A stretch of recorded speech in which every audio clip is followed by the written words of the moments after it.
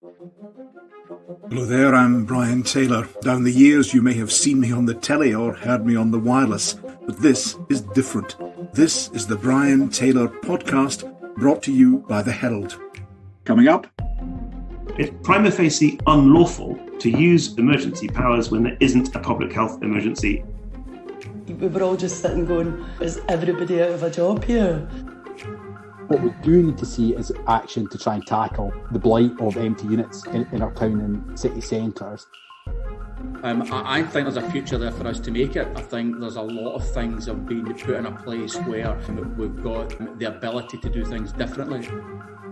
Hello there, I'm Mhairi Taylor. A very warm welcome to my latest Herald podcast. Quite a week, eh? Quite a week. Boris Johnson got married, and for that perfect honeymoon, an online summit meeting with leaders from Scotland, Wales and Northern Ireland, from virtue to virtual in one easy bound. Now we wondered just what to get the happy couple, something to brighten up their Downing Street flat. Maybe not. So we decided instead, seriously for a moment, we decided instead to match that summit and to raise it into a debate about Scotland's prospects post-pandemic, jobs, business, education, training. Just how do we sort this? To my panel in a moment, but first I'm absolutely delighted to welcome Mhairi Taylor, who owns Cafe Ziques in Glasgow. Mhairi, how are you doing? Thanks very much indeed for joining us. What's it been like running a business during the plague year, during the pandemic? Not easy, I imagine. No, it's been an emotional roller coaster, really. I felt sometimes that I was on a big giant game of like financial snakes and ladders, and emotional snakes and ladders as well.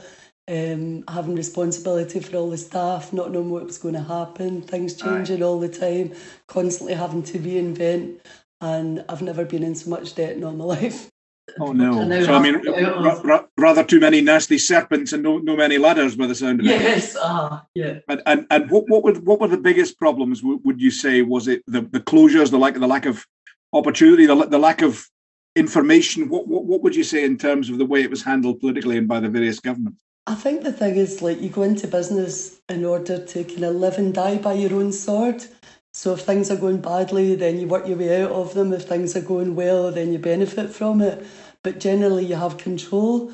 And I think it was the lack of control that was a really hard thing for everybody. Explain that to me. That's interesting. What do you mean by lack of control? You're not in charge of your own destiny. Is that it? At all, no. And you're also at the same time, you're responsible for so many people. Like, you know, at the beginning of the pandemic, we had in my Glasgow businesses 40 employees. And then in the business that was involved in Balquhidder, another 80 employees, you know, lots of whom lived there and everything. And so before furlough was announced, I was just in tears for, you know, at the very beginning, I was in tears for about 48 hours thinking, you know, what am I going to do? And we were all just sitting going, you know, is everybody out of a job here? So that was the way it started. And then it kind of just continued. There was loads and loads of things happened. Things changed all the time. And I just felt that there was nothing, you had no voice. There was nothing you could do to change anything. Was it good news this week, presumably Glasgow going down from 3 to 2, although 13 areas also stayed in 2 at the same time? Yeah, amazing news. Yeah, brilliant. How do you feel these things were handled by Scottish and UK governments? I think it's an impossible task to be a politician, let alone be a politician right now in charge of a global pandemic. So I think it's very hard to criticise, and also, you know, I don't have the privilege of knowing what the data is. And in some ways, you have to just trust the government that they're using the data properly. I'm going to move on to the panel in a minute, but Cafe Ziques, Z-I-Q-U-E, it's named. Tell us the origin of that name. It's a nice story. So my grandfather's actually from the Vale of Leven, from Ballach, and his real name's Donald McGregor, but he went to fight in the International Brigade in the Spanish Civil War. And he was a big influence in my life, food-wise and everything else. So when he came back from Spain, his nickname was Zeke, so I named the business after him. Oh, it means something like energy or zest or drive. Is that right? I didn't even know that. I think it does. Yeah. Does it? Yeah. Well, homage to Catalonia and all that sort of thing. Let's broaden out the discussion. Joined by Ivan McKee, Business Minister in the Scottish Government. Adam Tomkins was a Tory frontbench MSP until the election, has now gone back to his roots as a professor of law at Glasgow University. Stuart McKinnon, also from the Federation of Small Business, welcome to you. And Hannah Rodger, Herald political correspondent, welcome all. Let's bring in Ivan, first of all, but any of you, just pile in anytime you feel like it. Ivan, you hear what Mhairi's saying there about the extent of problems. Some of the problems, no doubt, unavoidable, but the accusation from some business organisations, we'll hear from Stuart in a minute, is that some of the decisions were just too hasty and too last minute.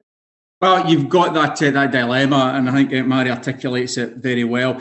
You need to base the decisions on the data, and we're in a very difficult situation. And I really feel for businesses like Mhairi's. I mean, I was obviously in business myself before becoming a politician, and I absolutely understand the point she's making about being in control or not being in control with the situation we find ourselves in. And I think it's that dilemma. The virus does take unpredictable turns.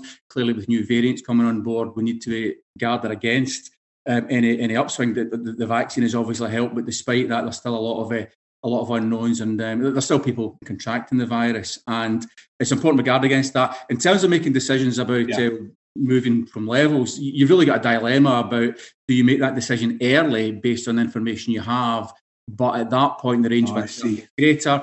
And do you hold on until you maybe able to take a different closing down when you might not? Whereas if you wait a few days, you might have more accurate data that says you don't need to close down. So there's always that dilemma, which is a difficult decision to call. Adam, you've got that sceptical look about you that we learned to love so much when you were on the front benches. You don't think it's been handled well, do you? I wouldn't go so far as to say that, actually. I think that ministers are under incredible pressure, and it's a very difficult set of circumstances. But what I do think over the course of the last year and a half now, nearly, that we've been living under these emergency regulations for, is that we've all grown far too comfortable. We've all grown far too used to it, ministers included. And by that I mean, we've lost sight of the fact that these are emergency regulations that are designed to deal of necessity with what was a public health emergency caused by coronavirus and by COVID-19. Now, the pandemic is still with us, right? The disease has not gone away, and the scientists tell us that we might even be at the beginning of a third wave of it in Scotland. But the emergency has gone away. The emergency has gone away because, like Ivan, I was a member of the Scottish Parliament when we passed these regulations way back in March last year, and I remember the circumstances in which we passed them. We passed them because we were terrified, Brian. We were terrified. The whole country was terrified. Absolute terror. We were terrified. I've never seen the public so afraid. Exactly. And what we were terrified of was very specific. What we were terrified of was the NHS being overrun. Yeah. Because that week when we passed those regulations, the evening news was full of pictures, horrific pictures from the north of Italy.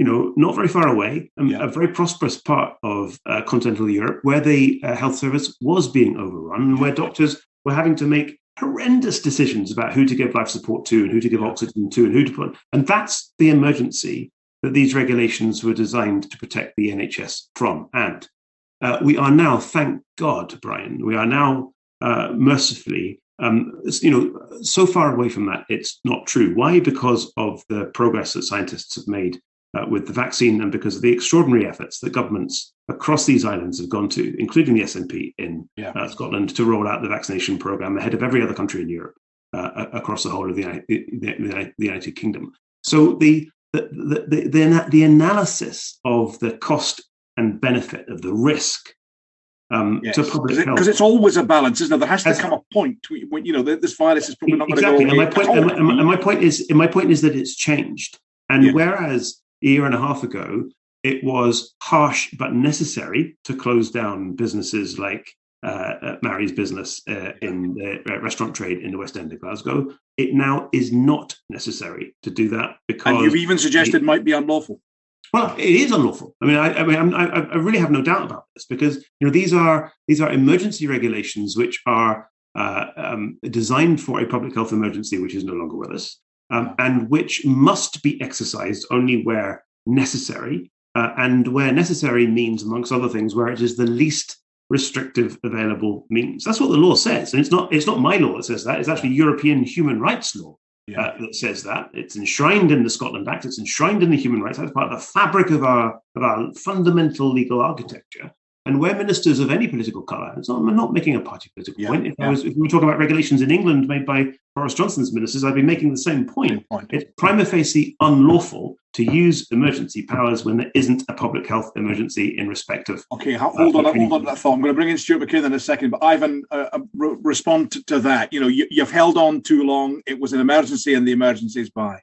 Well, I think that I say two things. First of all, I actually welcome what Adam's saying because it's important that Adam and others keep reminding us of this fact, and that's absolutely fundamental to our democracy that we have this discussion and those voices are making those points, and that's absolutely completely valid, and I encourage them, although that sounds strange, to continue to make those points because it is fundamentally important. But what I would also say is that in January we had 2,000 people in hospital with COVID in Scotland, which I think was a higher number even than we had in the first wave. So only a matter of a few weeks ago we were back in a very desperate situation, and I suppose the concern is and has been over the last 3 months that we don't tip back into a third wave. So that's the background. But there's going to come a point, Minister, isn't it? There's going to have to come a point. It's a balance. We can't wait forever. We can't. No, and we're not. This virus will not go away of its own accord. The damn thing is finding new variants all the time. We're going to have to open up. We're going to have to say we either trust this blasted vaccine or we don't. We're going to have to open up.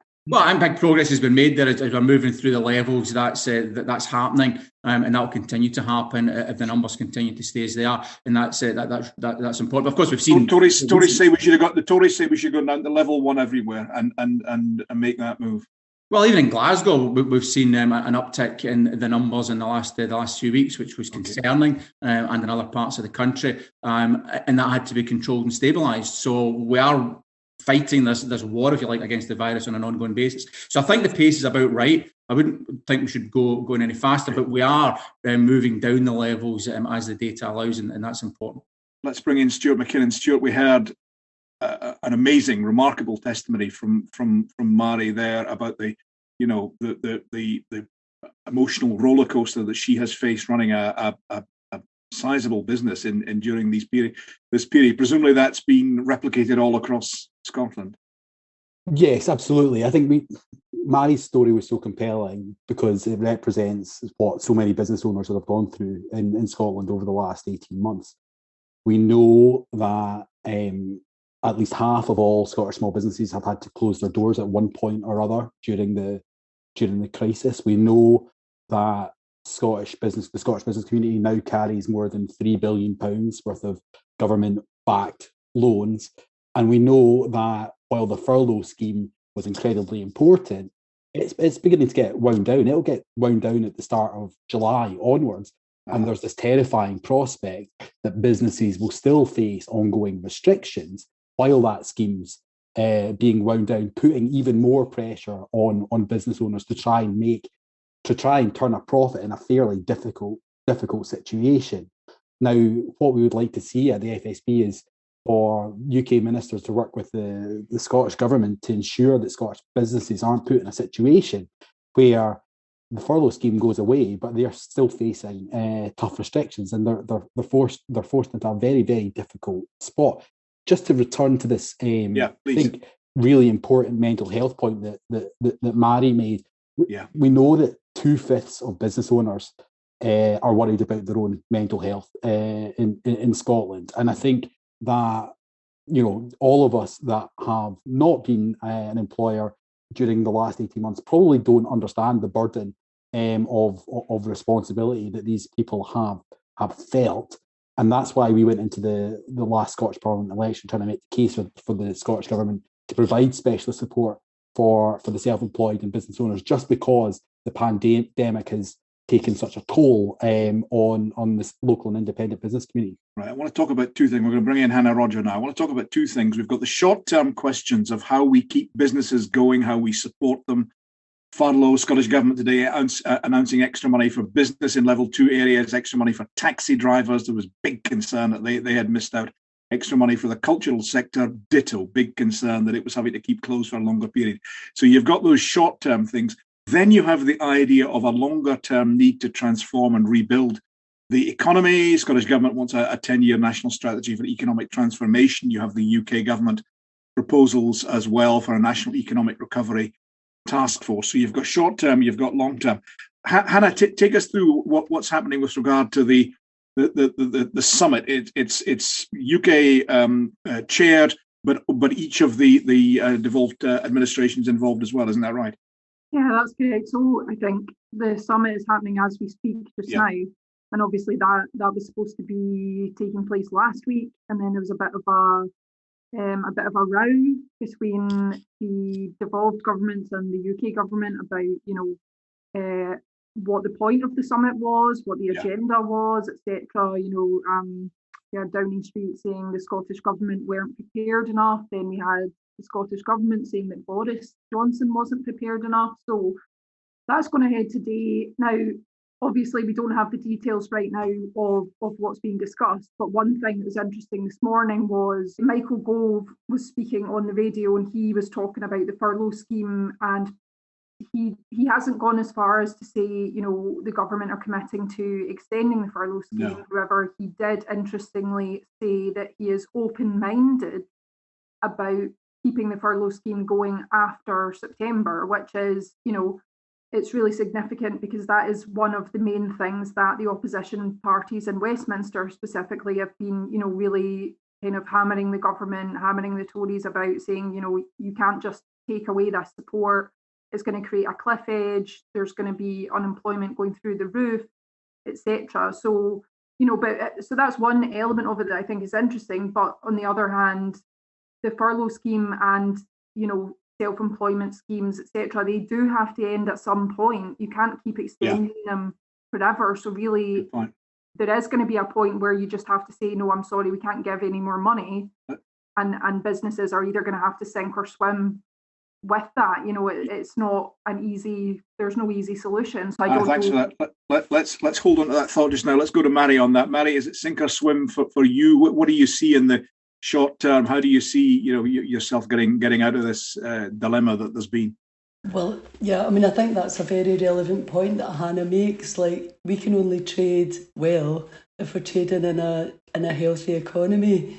If we suddenly go into a Great Depression where most people are unemployed, or people are, they're suddenly thrown off furlough, then there'll be no business again anyway, whether we're allowed to trade or not.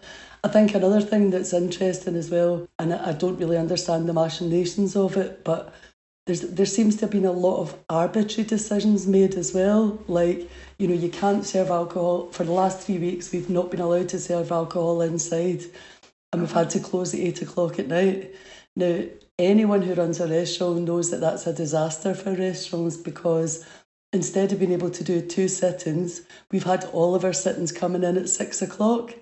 So it means that, first of all, the front of house get hammered, then the kitchen gets hammered, then the poor KP gets hammered, and it's absolutely not the way that you would run a business.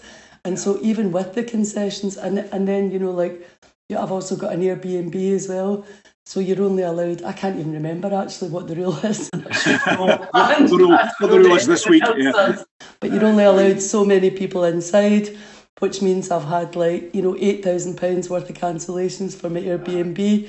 And you're like, is there really a difference between 8 people or 6 people? Are you optimistic or completely gloomy, or a bit of both, or what? I have to be optimistic. Well, you're on a business, you have to be optimistic. And I'm also I'm the captain of the ship. So if I'm not optimistic and positive, then I bring everybody else down with me. It feels great. It feels great to be trading again. The people of Glasgow are amazing. They really, really want to support us. And, they know how to have a good time. They know how to spend money. And I think a lot of people have a lot of money to spend, ironically, after coronavirus. When you mentioned getting hammered there, I'm afraid I couldn't help thinking of... No. Brian, stop. Adam, I saw you nodding your head. I just want to come in on this. I don't think there's going to be a Great Depression. I really don't. And the reason why I don't think there's going to be a Great Depression is because there's actually a lot of unspent money stored up in people's bank accounts and people's pockets. Particularly people like me and you, Brian, and Ivan, who've been, personally unaffected by the economic effects of COVID. We've managed, children through homeschooling and all of that sort of thing. We've been socially affected through the isolation of lockdown and all the rest of it. But we've got safe public sector employment. We haven't been furloughed. and we haven't been able to spend very much money recently. And there's a lot of pent-up demand. People want their lives back, right? People want to go out again. People want to start socializing and seeing their friends again. And I think that restaurants that are located in places like the West End of Glasgow, where Cafe Ziques is, or where Mhairi's restaurant is, are going to do very well. But we're going to see very patchy effect. I mean, when I was a Glasgow MSP, and Ivan will have seen this as well as a constituency MSP in Glasgow, the elements of the hospitality trade that are really struggling are city centre cafes that are dependent on. They've been able to open for ages. They're not licensed. They don't serve alcohol, but they are dependent on lunchtime office worker trade. And lunchtime office worker trade has completely disappeared through no fault of these cafes at all, because these workers are not commuting into the city centre, and they're not working in their offices. They're working from home. Let's go to Stuart at this point about, and then I'll bring in the minister. Stuart, this point that Mhairi was making there, that some of the decisions just seemed arbitrary. They seemed almost perverse. Is that an experience you've had? Yeah, well, listen, we've spent the last year in meetings with officials and ministers trying to get a clear idea of many of the rules and regulations, some pertaining to when businesses can open and how they can open, and many relating to the cash support available to businesses. And one of the frustrating things that we've maybe experienced over the last 6 months is that we don't feel like all the lessons that could have been learned from the first lockdown have been learned, and that maybe the more could be done to reach businesses that perhaps aren't eligible for support. And we've seen this throughout, that there's groups of businesses that aren't obvious to policymakers that have been continuously left out from government support schemes, often home-based businesses or businesses that operate out of a vehicle, taxi drivers. Well, I mentioned taxi drivers. They were really complaining. The cultural sector was saying, we're not able to open at all, but they're covered today by some of the announcements that we have. Yeah, and good to see progress in that area, but there's still big holes, giant holes in the support landscape. And I think that's mostly because policymakers still think about businesses through a sort of bricks and mortar lens, rather than understanding that every person that is trying to make a living, whether that's from their front room or a white van, deserves support when demand has crashed. If I can just touch on town city centres as well, I think it's fair to acknowledge that many of our town and city centres were in real trouble before this crisis happened, and we're going to have to do an awful lot of work if we think how we make our city centres and our town centres, for that matter, bastions of commerce and activity in the future.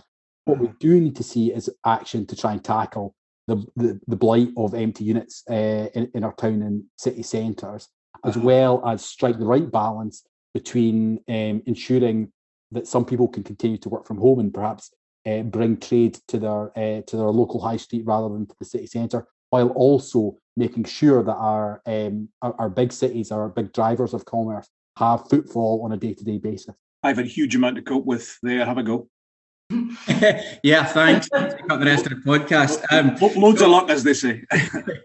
I take many valid points. It's good that FSB and other business organisations are engaging with government, as I know they are on a weekly, several times a week basis, to feed that information. And it is a balance. And some of the decisions might seem try to understand why those decisions were made, but it's a lot of this is about if you loosen up somewhere, you can't loosen up somewhere else, so you won't get complete parity across the piece. Decisions have to be made. At the end of the day, it comes down to the number of contacts that are being made in what environments, and that's what drives the R number. So it's about being able to decide how that can be best managed in any given situation. But in terms of the economic recovery, Brian, you divided that up into kind of short and medium term, and I think I made some very valid points. And there's a lot of thinking going on in government at the moment about that. Because I think there's a kind of medium term, a kind of transition phase as well. Because if you talk about the short term, we've talked about that business support, etc., extension of furlough. In this summit, we're obviously calling for that and so on and so forth, so that businesses can survive through the lifting of restrictions. And in the longer term, it's about understanding what we want Scotland's economy to look like. It's about the drive to net zero. It's about the fair work agenda. It's about sectors that Scotland is strong in and how we continue to perform well with those on the international stage. How we get more higher paid people in our society. Now, this is really interesting, Minister. So you're saying it's whether it's not just going back to where we were. We may have a different sort of economy, perhaps with more home working, more green. Recovery based, go on, please. That's absolutely right, and the home working thing is really interesting because you're absolutely right. That will have an impact, a significant impact on city centres. But I think that's something that was going to happen anyway, which has been accelerated. And I think it's something that, frankly, even though we said we didn't want that to happen, how do you stop it happening? All businesses are going to go to a hybrid model. That's pretty much. So it's about how do you reimagine city centres? How do you support that transition? How do you work together to make sure that they stay vibrant, but perhaps in a different way, maybe more residential, different types of businesses, different types of experiences. So there's a lot of thinking needs to be done about how, and we're well progressed with that. But I think that the transition point is really important as well. And Adam makes a point about there are a lot of people, a lot of savings, which is going to funnel into the economy.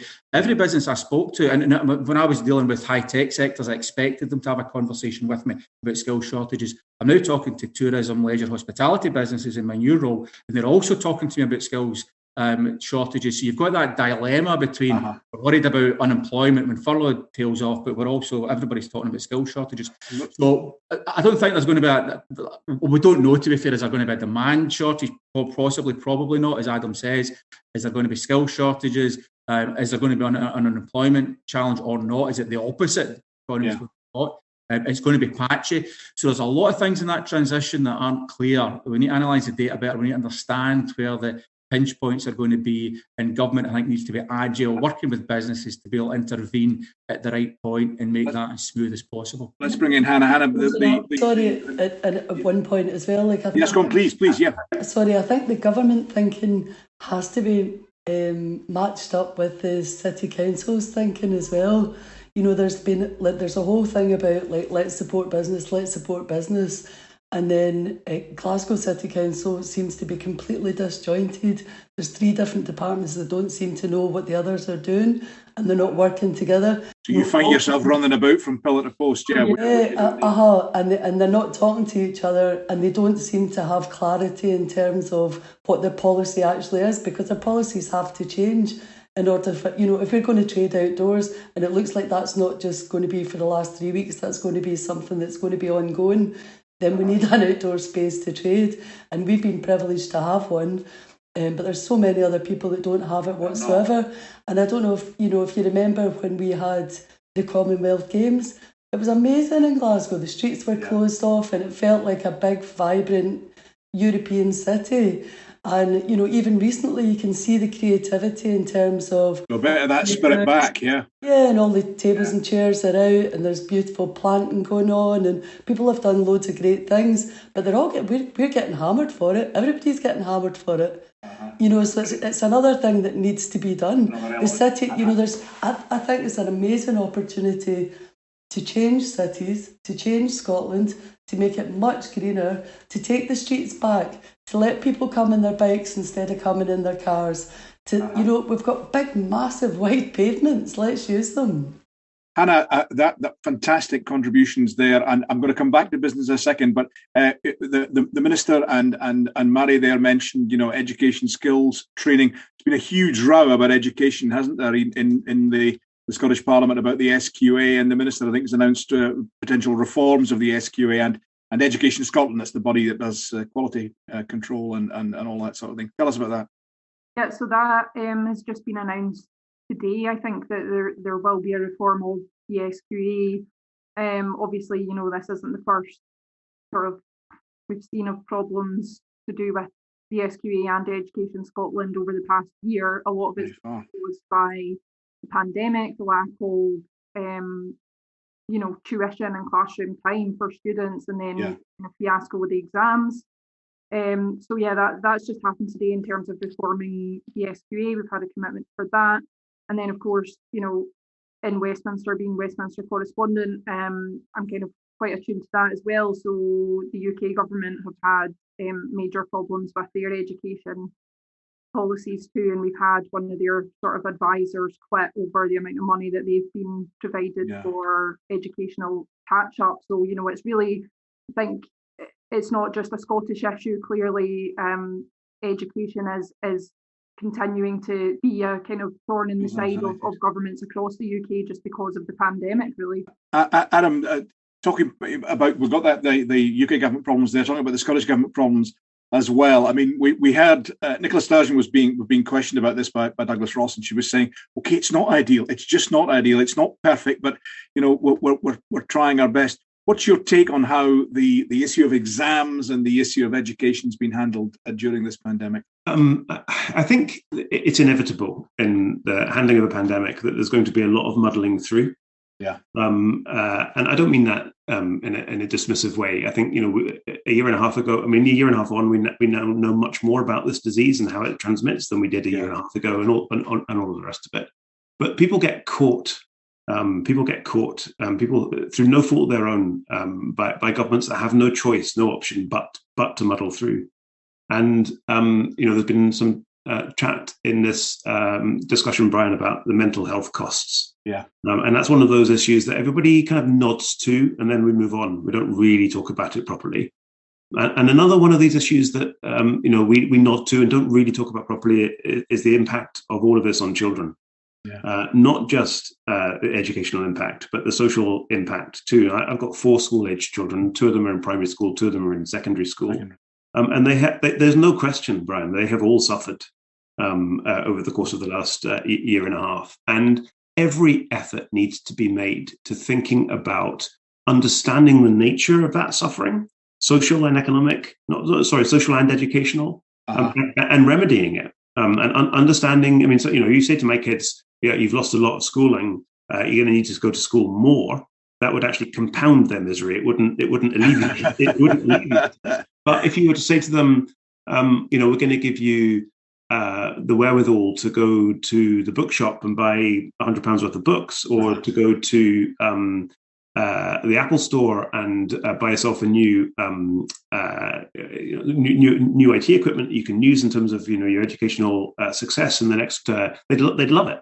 Do you think kids love stuff, and what they want. So I think we're very much at the beginning of this conversation, not the end of it. I don't have the answers. But I do think that it's a lot more the idea that you can fix the problems that we've caused for school kids by just giving them some kind of catch-up tutorial provision is so bad to miss the point that it just makes me want to scream. Exams have had to be cancelled.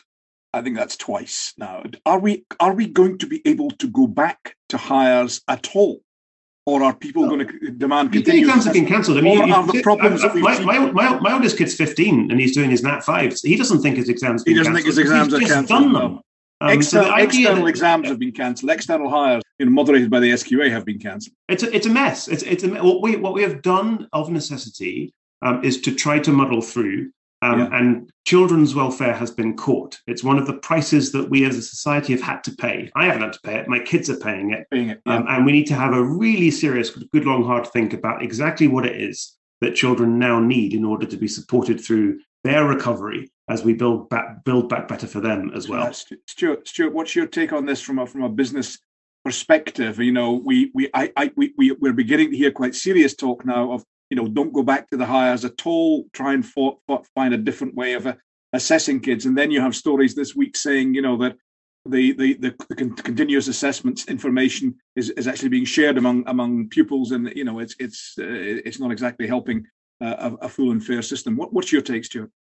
We were asked about this. We were asked about whether what businesses would make of new hires that had gone through this year's and last year's disruption, and I think that most employers would be fairly charitable with kids that have faced this disruption, and if they had, and I think small businesses especially wouldn't just go on the grades that they were given, but try and take a more rounded look at a potential employee. The larger question is about sort of the long-term disruption that this might have to the skills pipeline. And I think we also must look at, I suppose, one of the key things that we saw during this crisis was when there was disruption, to schools and to childcare, what a disastrous effect that had on local economies. And I think there's much evidence to suggest it has a disproportionate impact on women. I didn't feel that particularly when I was homeschooling my daughter, but I think that we need to again look at what are the building blocks that hold up the rest of our communities, and both schools and childcare providers have played such a pivotal role that we need to make sure that these businesses and schools especially never close again, no matter what happens. What were your home lessons like, Stuart? Were they tough? Were they fair? Were you I used to try powerful dominee or the supportive friend? So my daughter's only in primary 1, so I could cope with most of the curriculum. I have to say, but the challenge I had, I was getting up at 6 trying to rattle through my work for a few hours, and then and I didn't feel like I was doing either the schooling or my own job particularly well. And I'm sure that lots of other parents were in that spot, and I don't think we should ever go back to a situation where parents are juggling those responsibilities. Mhairi, education's about, it's about helping the individual and all of that, but it's also about preparing perhaps for the world of work. What do you look for when you're looking to hire somebody in your business? Yeah, I mean, what we look for is personality, creativity, people skills, and actually, to me, an education is not, or our current education is not fit for purpose. I think, if you look at the way that technology has changed over the last 100 years, the way transport's changed over the last 100 years, the way everything's changed over the last 100 years, education now is pretty much the same as it was 100 years ago. And I think it's completely unfit for purpose. I think the way it's delivered is completely unfit for purpose. And I think that showed really during the pandemic. I had customers coming to the door when we were doing takeaways, who were so they're teachers, they were looking after their own kids, they were looking after their houses, and they were trying to make videos of the curriculum. Why are I don't know how many teachers in the country making videos of it, becoming videographers? Can you not get someone to say, right, who's the best person to deliver that lesson, and then let everybody get the same education and use technology an awful lot more? Division of skills. Adam Smith would be proud of you. And lots of things that are in our curriculum just now, I think, bear no relevance to the working world. Ivan, rather bring in. Thank you very much, but bring in Ivan on that. Not fit for purpose. Well, I obviously wouldn't go that far. I think that the points that Mhairi makes about what she looks for when she hires people is really important.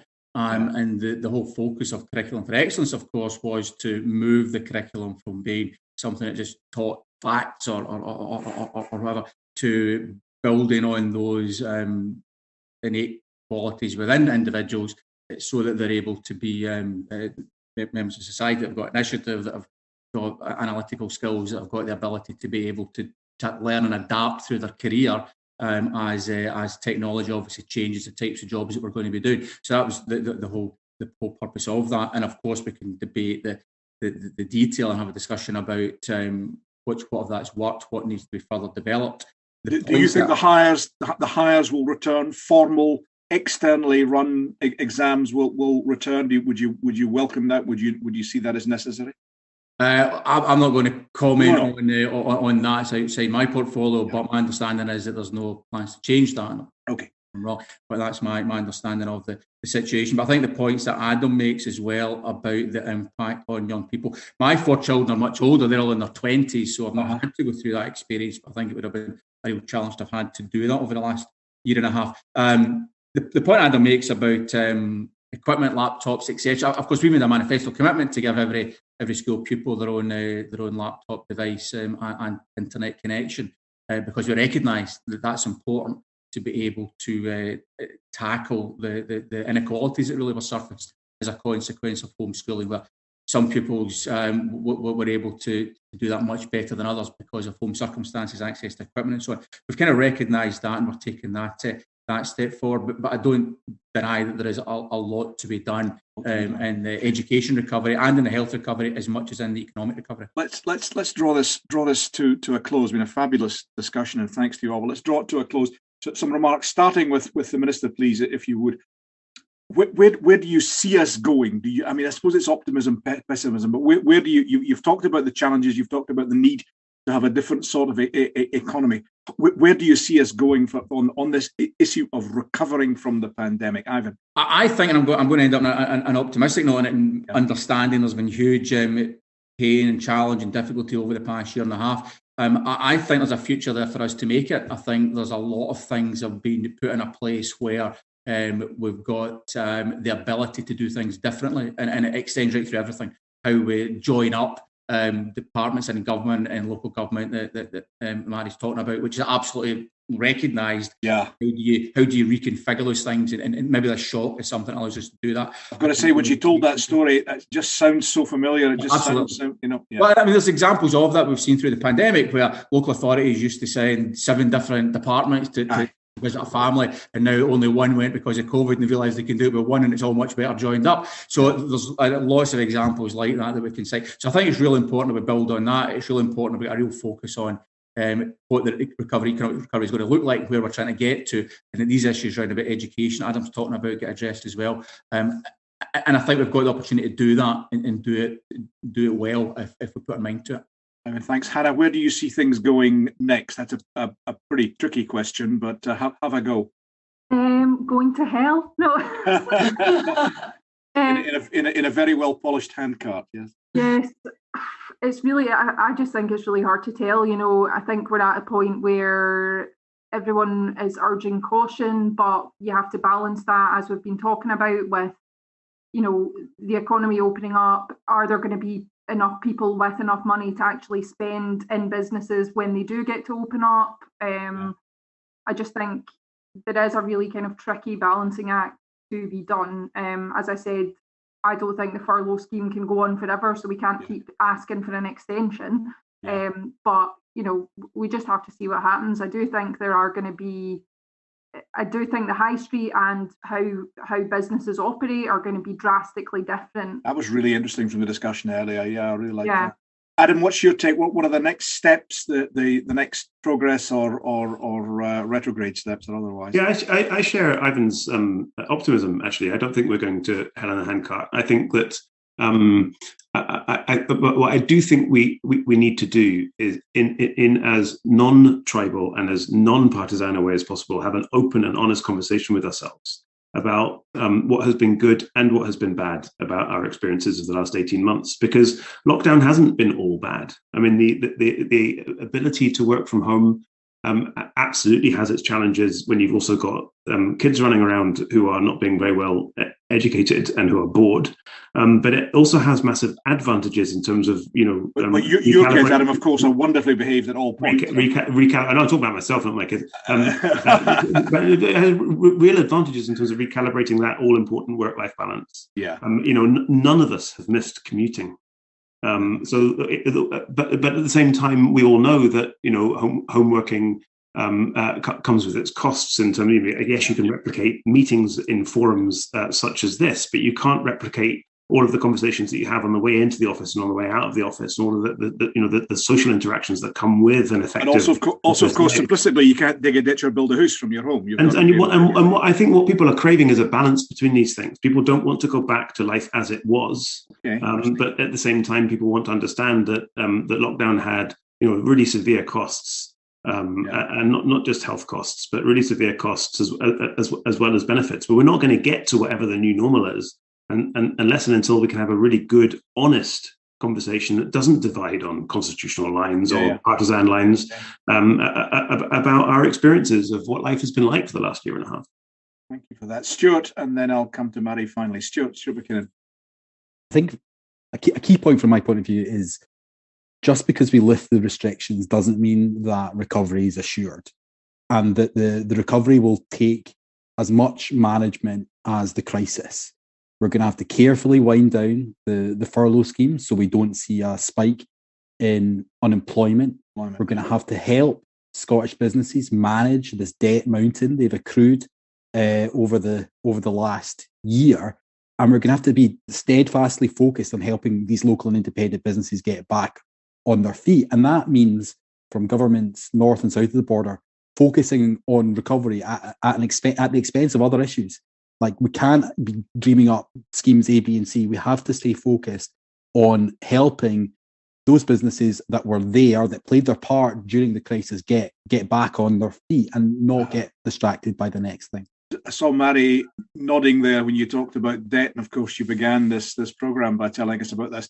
Mhairi Taylor, what's next for you? What's next for Cafe Ziques? What do you see happening? I think we'll just do our best to serve people as well as we can, the best food we can, give them the best service we can, and provide the best community restaurant that we can too. But I think we have an opportunity as a society to be much fairer, to be much kinder, to be much more empathetic towards people. And I really hope that the government takes that opportunity, and I think they will. Thank you very, very much indeed to Mhairi, to all my other guests on the panel. A really, really terrific discussion. I'm absolutely delighted that you were able to make the contribution. Thanks for joining me, and thanks to those of you who managed to listen in either in the various formats that have been offered to you. Thanks for listening. Thanks for joining me, and for me, Brian Taylor, toodaloo. This podcast was brought to you by the Herald. We're giving you the chance to get exclusive access to even more insight, analysis and opinion with a Herald subscription. Take 20% off an annual rate with the code HERALDNEW2021. This offer is for new subscribers only and is only available with the promotional code. Subscriptions will renew at the standard rate unless cancelled. And sign up to our free evening politics newsletter Unspun to get snap analysis from some of our top contributors every day. Head to heraldscotland.com for the details.